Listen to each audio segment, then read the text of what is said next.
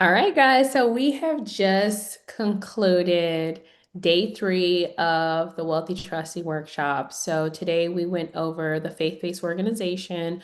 So I broke down every single section and article of that organization so that you guys can understand the contents of what is inside of that trust constitution and bylaws and indenture. Then we went over the steps that you need to take in order to apply for an EIN for the organization. And lastly, we went over the steps that you need to take in order to go through the ordination process, if that is an option that you want to exercise. So with that being said, we covered a lot, and I want to be able to open up the floor for Q&A to answer any and all questions that you guys might have based off of the information that we went over today. So let's begin this Q&A process or session. So the first hand that I see is Marvell, and then I will also look inside of the chat for any questions that you guys might have placed there. Chris, how you been? Great, how are you? Good, good, good. Just two quick questions. Yes, Um, sir. I, I struggle from time to time with figuring out when I should ever use my mailing address, and I'm just trying to figure out would a virtual address be normal for any instances or circumstances as it pertains to the trust.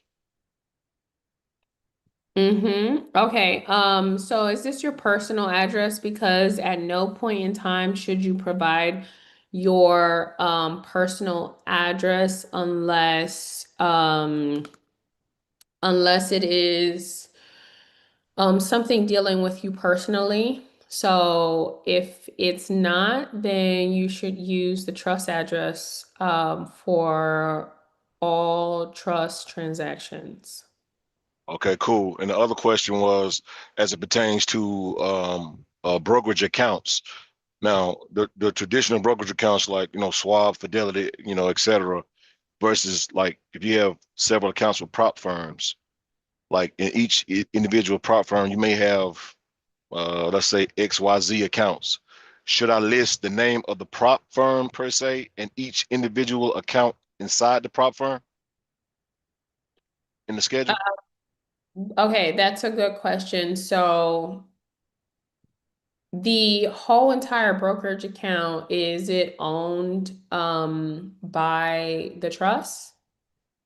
And then you have It individual accounts inside of that it? it will be. That's the only reason why I hadn't, like trying to get payouts as of yet because I wanted to set my trust up. So, each prop firm that I have will be under the ministry trust for tax purposes. And I just wanted to know before I set it up, before I start getting payouts, because I think when you do that, they ask when you start setting it up for payouts, they ask for your the trust, the numbers or whatnot. And I wanted to make sure I did this right the first time because I have multiple prop firm accounts, and each individual one I'm pretty sure is going to ask for the same information. So I was just trying to figure out, should I stack it, like, put it in the family trust and then have uh I didn't quite know how to stack it. That's why I got on this call for That this certain okay, thing. that's a good question. So, each individual account should be owned by the trust. So, I'm not sure if they require like one login but different account names, but each individual account, if it has an owner, then that owner needs to be under the trust. Okay, that's Mm-hmm. cool. What I'll do is I'll set up a consult with you and we'll go from there. Sounds good, Marvel. Thank you so much. All right, you're welcome. Next we have Miss Lisa. Hi, beautiful. How are you? Let me unmute here. I was gonna say, I was just texting you. You could have called me at the end. How you doing there, doll? I'm doing good, beautiful. How are Ah, you? you're beautiful, man. Yeah, I have been so sick as a dog and everything. I have a consult with you.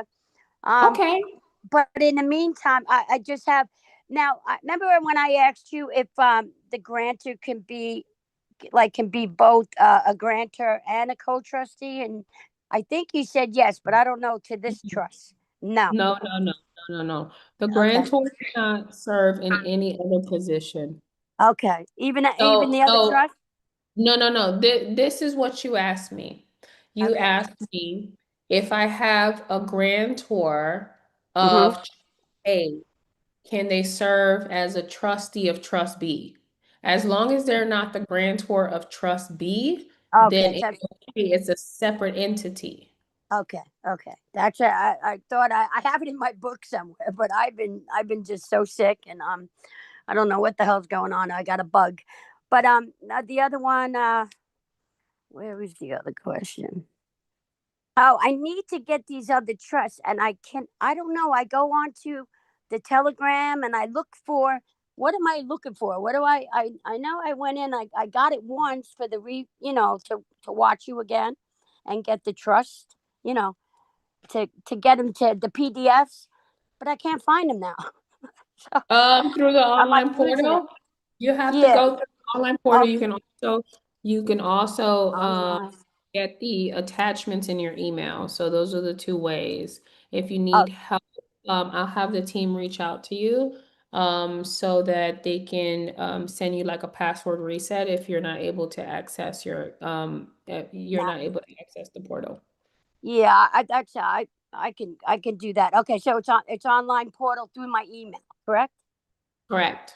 All right, and I can't get it through the Telegram, right? I don't know Nope. why. Nope. Okay, okay. What else? But I just like to talk to you, and I will give you the quotes at the end of your Q&A here if you like. Just get back to me. Okay, thank you, Miss Lisa. Yeah. Okay. Thanks. All right. The next question is, how do you address or distribute the wealth accumulation if the maximum is 5,000? So the maximum is not 5,000. If you're referencing 5,000, what you're referring to is the maximum loan that a beneficiary can receive without providing any collateral or without there being any security or interest. So that is just a loan. That has nothing to do with wealth accumulation or distribution. The next question is um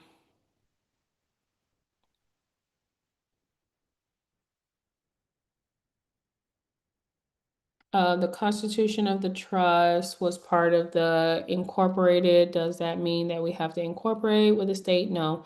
So it is optional if you want to incorporate or if you want to leave it unincorporated.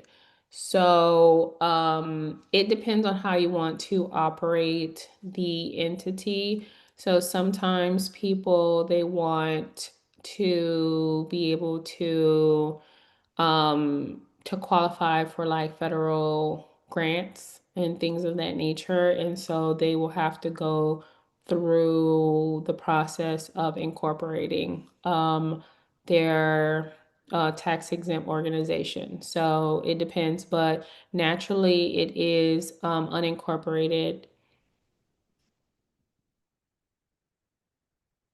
Should you have different websites for all three entities or one for the business and one for the faith-based?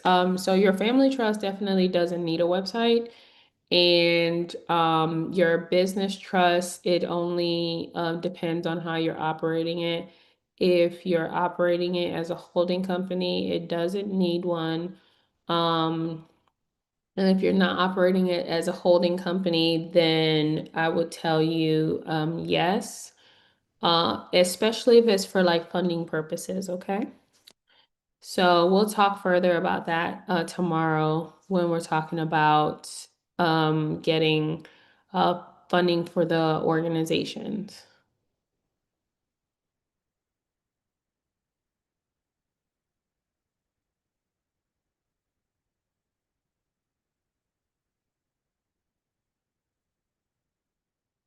Yep. All right, next we have Ed.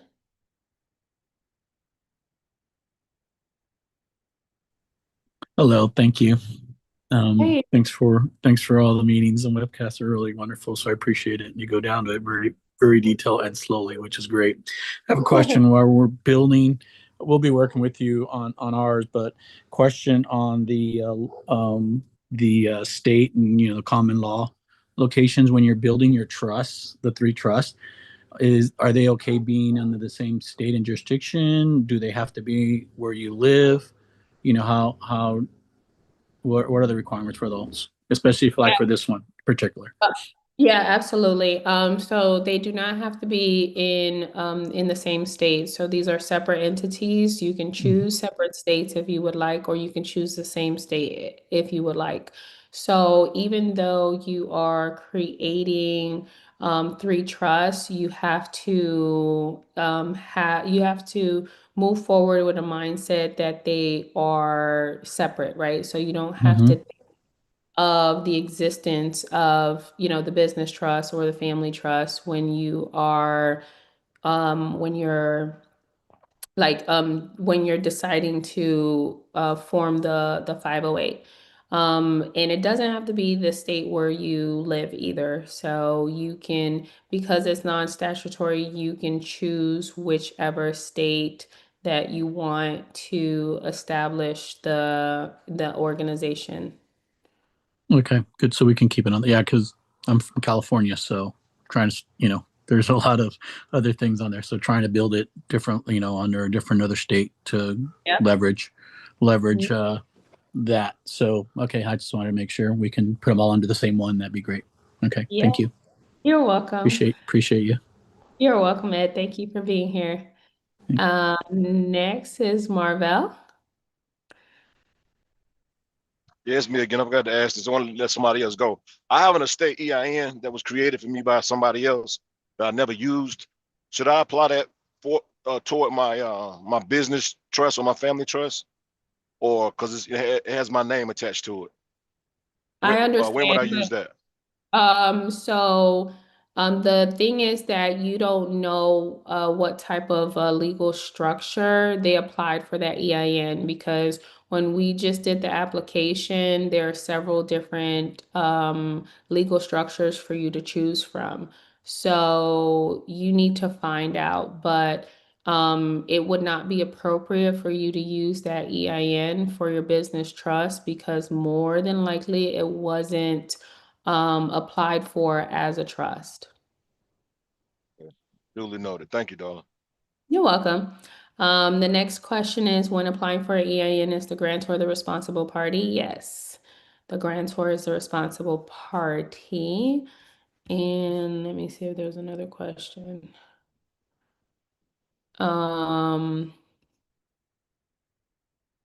And someone was asking about the tax exempt part that says 508c1A and 501c3. So those are just referencing the codes for the Internal Revenue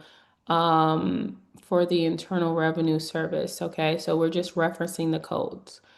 Can the LLC be a grantor for all three trusts and a fiduciary be the same for all three trusts? Okay, so an LLC can be the grantor for all three trusts if you would like it to be that way. And the fiduciary is the trustee. So the LLC cannot be the trustee of all three trusts if the LLC is the grantor for all three trusts. Um, can you explain any benefits, if any, for already having an LLC that can be used with the trust? So to be honest with you, the LLC is not required in order for you to execute and operate a trust. So when it comes to the LLC, you are already structured as a business, and so you actually want to get restructured. So, to be honest with you, I wouldn't say that there's a benefit to already having an LLC because you actually have to undo what you've done. because when you formed your LLC, you put yourself as an authorized member, and now you have to undo it. Now you have to process amendments and stuff. So if you don't have an LLC already, that's perfectly fine. If you want to create one, you definitely want to establish the business trust prior to creating your LLC so that the business trust can create the LLC. Can the trustee also be the secretary and treasurer? No. The trustee is the trustee, and you have to appoint other individuals in those positions. What form of payment can people pay out for services? Zoom user, I'm not sure what you mean by that, so I need clarification. So what is the quickest form of communication to contact customer service? So if you're referencing to our customer service, you can send us an email at info@sevenwaystowealth.com. Next we have Stacy. Sorry about that. I think you just answered this question for me, Christina, but I could not remember when we're doing the EIN, and I think you just answered it, the responsible party. So it is the grantor's social security number, right? Yes, the grantor's name and social. Okay, and that is the same for the other trusts as well, correct? Yes. Okay, I forgot. Thank you. You're welcome, Stacy. If trustee or other members receive compensation, must the charitable trust then become an employer for tax purposes? So no. So you can do it as an independent contractor, and then you can 1099 those individuals for services that they need to be compensated for. And I'm having problem getting an EIN for any one of my trusts. Um, okay, we will talk about that offline. It might be something that you're doing on the application. And if you're having issues with the online application, then download the SS4 form and fill it out manually and submit it to the IRS.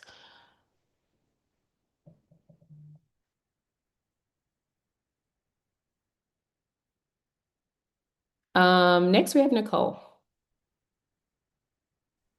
Hi, how are you? Wonderful. How are you?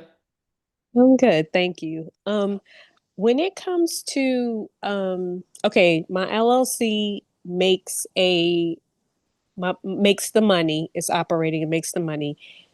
How does it pass the money to the business trust so that the business trust can pass it on to the family trust to zero out their tax bill?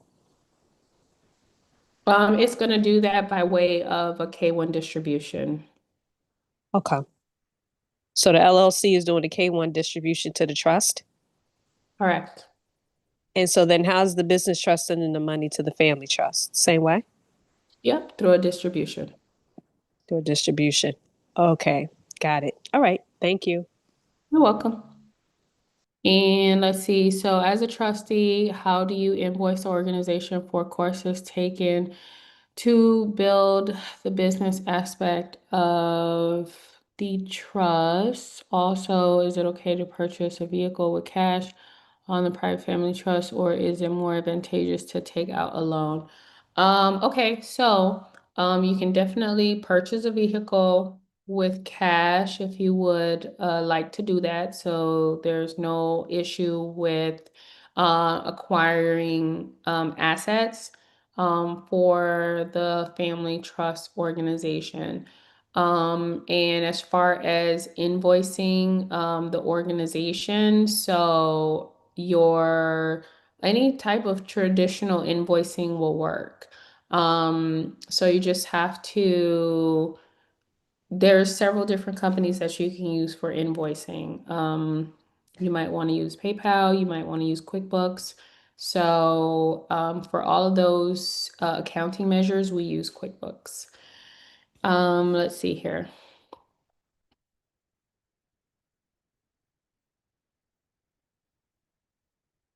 So can the family trust be the beneficiary of the charitable trust, or should the business trust ever be the beneficiary? So you get to choose what entity or organization that you want to be the beneficiary of the charity, of the charitable trust. So it's up to you. It can be either and it could be both.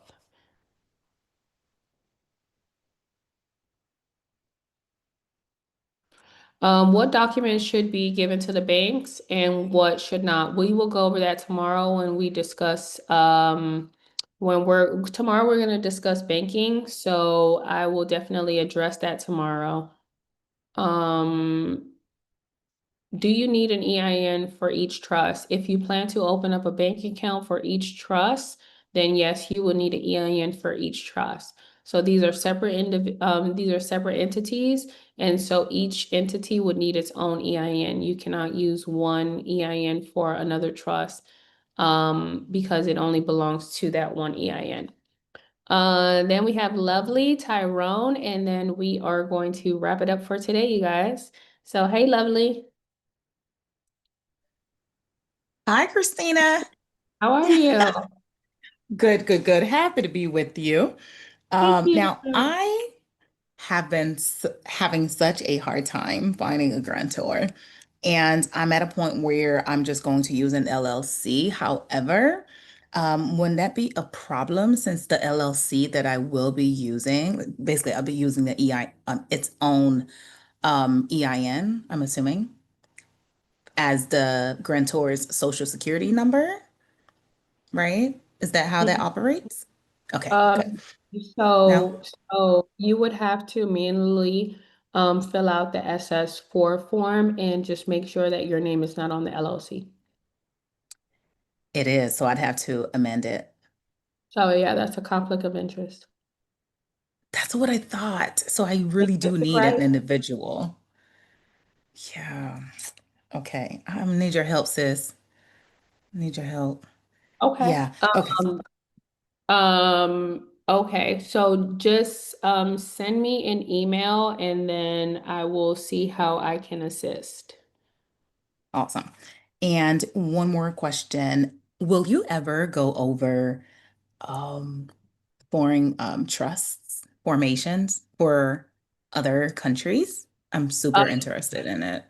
Yes, we are establishing an international trust program for you guys. But so it's not going to be like what you're experiencing now with the workshop. It's not like I'm not going to go through it during the workshop. It's going to be something separate. So it might be delivered in this style, but it's not going to be included in this it's not something additional that I'm going to add to the workshop. So this workshop it's already established and it's going to continue on always the way that it is.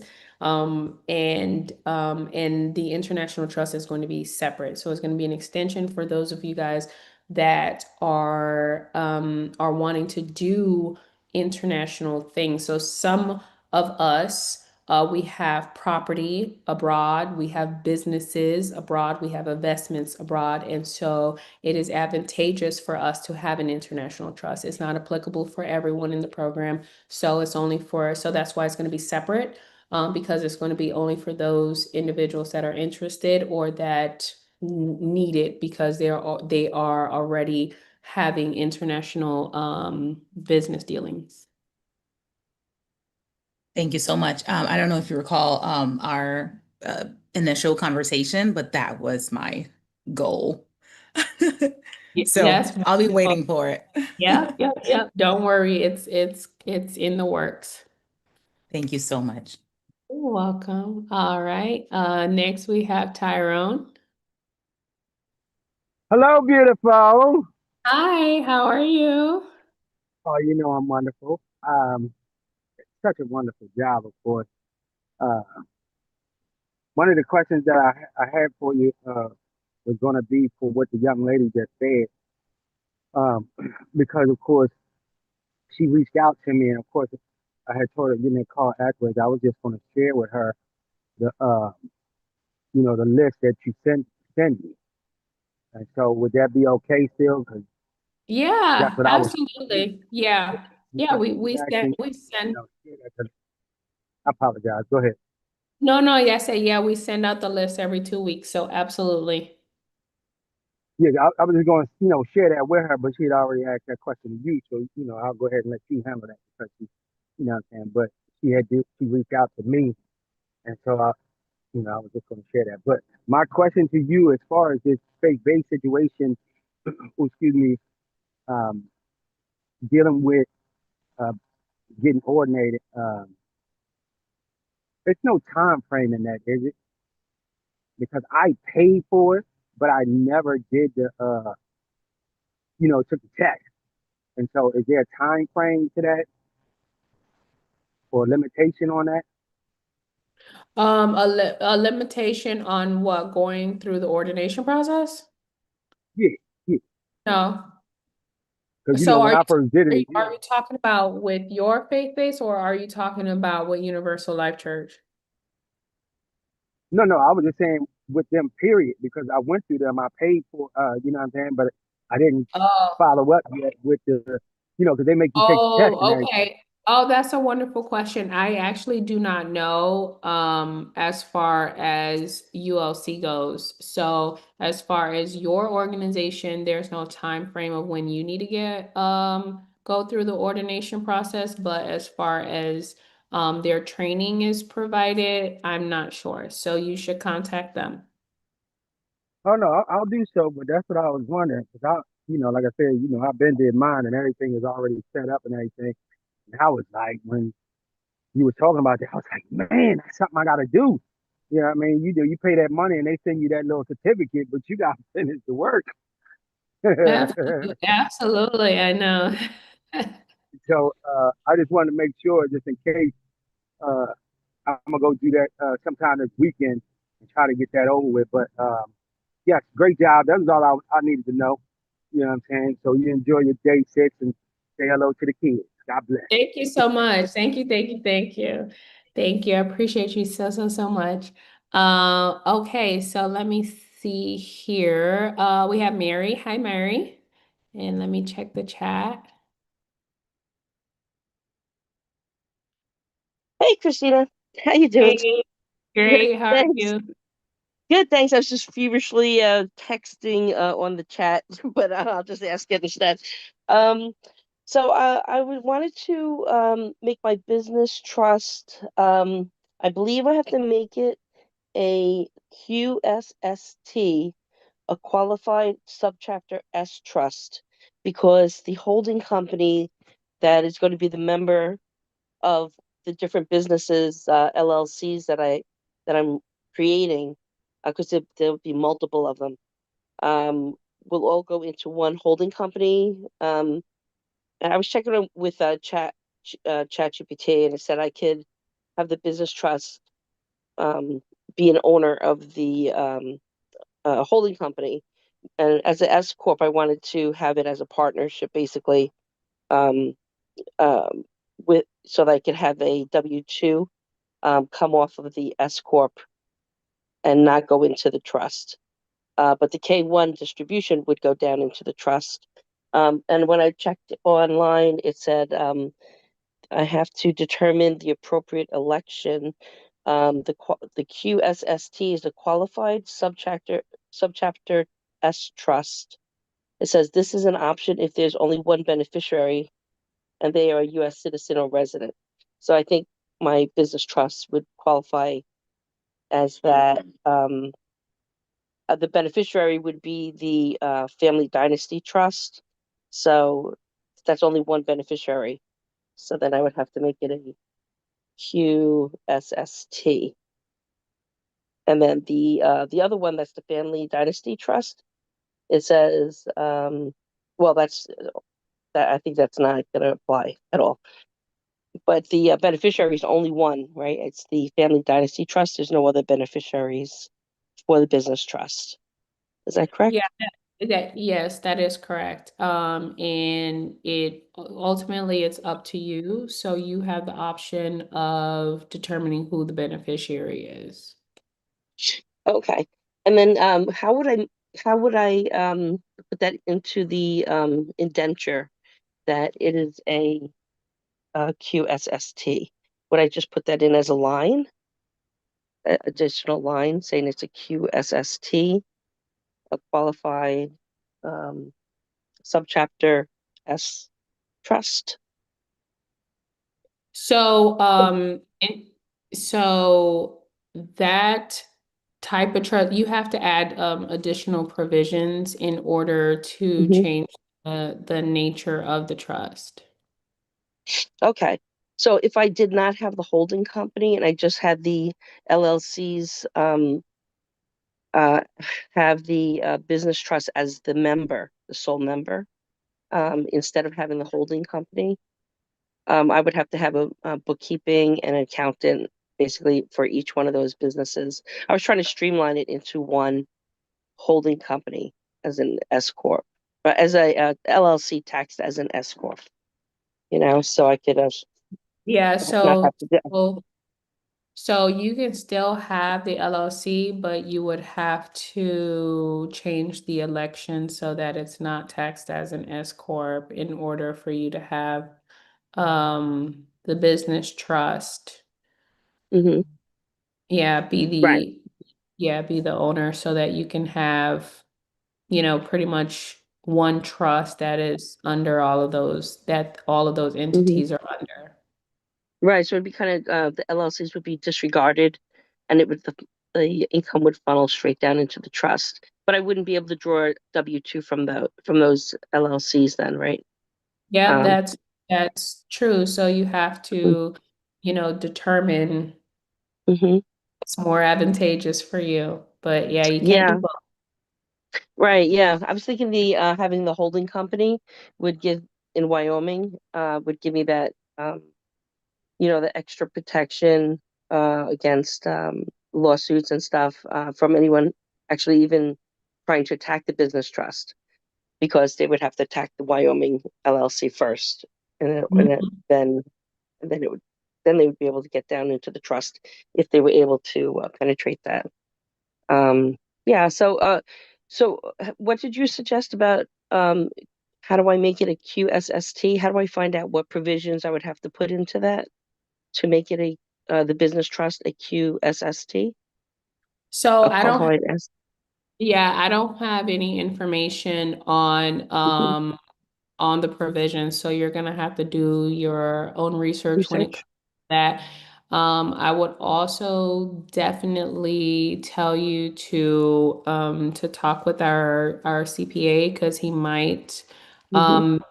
better be able to help you structure it a different way than the way that it is. So I like your current structure, but there might be an alternative. And Hmm. so you should also like have a conversation with him too before you get restructured. Okay, great. How do we set up appointments with him? The link is inside of the chat. It's also in your email. Okay, great. Thank you so much for everything you do. You're This is a great welcome. class. Thank you, Mary. Thank you, thank you, thank you. Let Hmm. me see if I could get the link for you. I Thank you. see it here. I see it here. I'm gonna put it in the chat right now. And we have a set, and then we're gonna circle back with Miss Lisa so we can get the quote for today. Hey, how are you? Fantastic. Okay, my question is so much shorter nowadays. She made the previous question was about the K1. That was one of my questions because I was getting ready, well, I am doing a funnel for my business, and I wanted to shift the funds. I was about to shift the funds over to the trust. But she had made the question, and my mindset said no, go ahead and shift it through your regular bank, because at least you can generate what's it called, merchant loans. So when it comes to the K1 portion, when the funds are ready to be shifted over there, is that more of tax time, It is. Or Yeah, okay, K1 is his taxes, and so I'm always going to refer you guys to our CPA so that he can better educate you guys when it comes to those types of things. you typically have a tax session during the end of the year or the beginning of the year. Are you going to still have that again? Yes, it's scheduled for December 5th at 12:45 p.m. Eastern Standard Time. So we will definitely have one on that day. Okay, cool. Cool. You're so golden. Thank you so much. You're welcome. Thank you, Aset. I thank you. You're welcome. All right. And then Miss Lisa, are you here? Yes, I'm still here, though. All right. Let's get that quote for today. All right. Well, I'm gonna do the last two because we missed. Okay, so Okay. Monday was a friend is a gift you give yourself. Tuesdays was Beautiful. life is a mystery to be lived, not a problem to be solved. Love that And one. yeah, and today is habit is like a soft bed. Easy to get into, but hard to get out of. That's me. These last few. I But love anyway, should I email you my number? I mean, or whatever, or I should just email you because I'm Yes, having. Yep. Yeah, Just send me an email and then I'll try to help you troubleshoot, okay? yeah, that because I need that other one also for my son with the special needs. I don't know how to even like I'm not good at this trust stuff. You know what I mean? Yeah, I'm gonna have to get that. All right, y'all. I'm gonna let you go. Get to your kids. Have a great rest of your day, honey. Thank you. Yeah, all right. We'll see you tomorrow. Okay, absolutely. Okay. So this is going to conclude day 3 of the Wealthy Trustee Workshop. So thank you so much for being here today. You guys do have homework. So put inside of the Telegram chat. We want to be able to hold you accountable. So let us know when you're going to finalize your trust documents because we have just gone through all 3 indentures. So on Monday, we set up the business trust. Tuesday, we set up the family trust. And today, we set up the tax exempt nonprofit organization. So now that we are done, it is time for you to pretty much tie everything together and figure out when you're going to finalize your trust documents, when you're going to schedule to get them notarized. And just know that the recordings are readily available for you 24/7 in the online portal, just in case there's anything that you need to review, if you missed a step, or if you just want to rewatch the training so that you can tie everything in all together. I would highly recommend that. Also continue to work on the asset inventory list because that's what we are going to be utilizing on Friday when we go to transfer our assets. So with that being said, I'm going to see you here tomorrow on Zoom. Same place and same time. So you're going to receive an email 1 hour before the session with the Zoom link, the templates, and the resources that you're going to need for tomorrow. Tomorrow, we are going to be focused on applying for our EIN for the business trust. We are also going to go over a list of banks, banking procedures, banking operations. We're going to have a board meeting, and then I will show you guys how to execute promissory notes. And then our educator is going to come in and teach you about business funding and credit so that you can leverage OPM and get the funds that you need in order to be able to build that generational wealth using other people's money, specifically the bank's money. So that's what we have planned for you guys tomorrow on day 4. It's going to be exciting. We're going to hit the ground running, okay? So you guys have a beautiful rest of your Wednesday, and I will see you here tomorrow, 11 a.m. Eastern Standard Time. Bye, everybody. Bye Bye. bye. Bye. Bye. Bye Have a bye. great Thank one. you. Bye. You're Thanks so welcome. much.